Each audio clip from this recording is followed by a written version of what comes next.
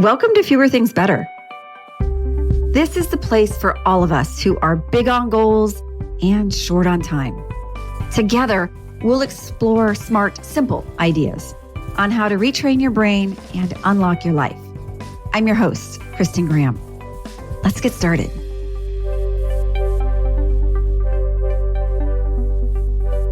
Remember when summertime used to feel a little extra long? There was a chance to soak in a little sunshine, sleep in a bit, and have a stretch of days that had no real agenda. But somewhere along the way to adulthood, summer and even rest in general started getting squeezed between all the details and demands of our daily life.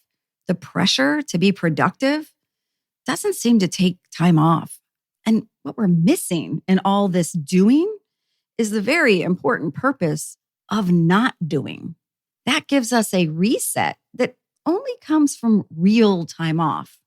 For rest, sure, but also to find space and permission for fun. And going without rest and fun has a real impact on our brains and bodies. And I didn't learn that lesson right away. I grew up in Phoenix, Arizona, where summertime meant 100 days of 100+ degree weather. Not exactly a season of carefree play, more like survival with a heavy dose of sunscreen. It wasn't until I moved out of state as an adult that I began to experience summer as a feeling versus a season. Today's episode focuses on a modern way to benefit your brain and your body with a little change in your surroundings.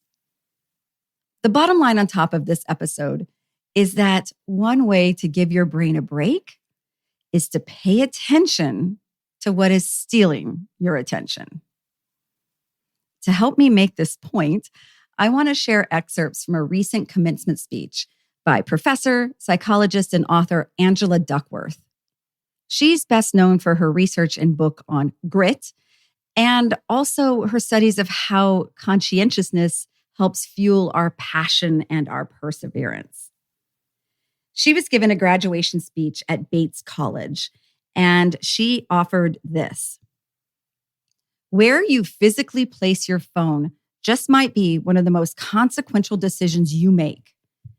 And it's one you get to make over and over again, every hour of every day.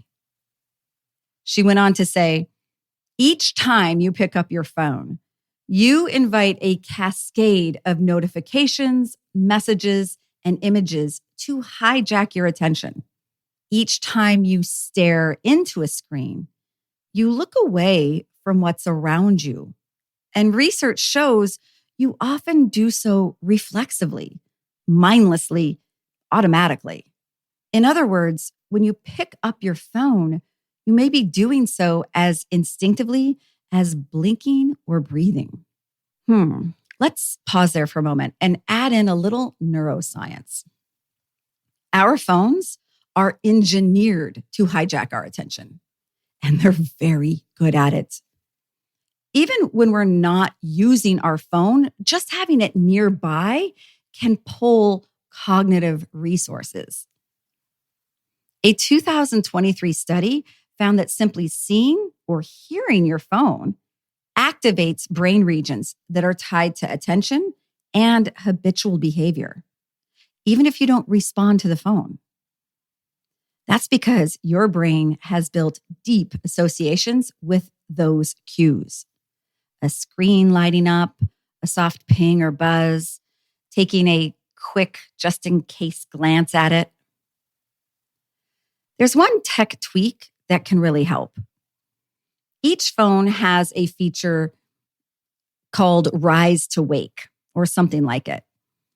And it is a setting on the device. It's when your phone screen automatically lights up whenever it's picked up. You can choose to keep the screen dark until you activate it by touching it. Doing so reclaims just a little bit more of your cognitive space. It's a really simple step that you only have to turn on once, but it pays dividends every time you reach to move your phone anywhere. And it puts the command back in your control of when you want to engage with what's on that screen. So let's go back to Duckworth in her speech. She also points to a concept called situation modification and says this: in what's now known as the brain drain study, researchers found that when taking an IQ test, simply having your phone in sight, even face down, lowered scores. Keeping the phone in a bag or another room raised them. Just seeing your phone and then forcing yourself to ignore it burns mental energy. She went on to say that her research team has found that students who keep their phone farther away while studying do better in school. The farther the phone, she said, the higher the GPA. What about the impact of ever-present phones on adults? Turns out it's stunting our social skills. And I think we can see this anytime we've been in a restaurant and people are sitting across from each other, not talking to each other.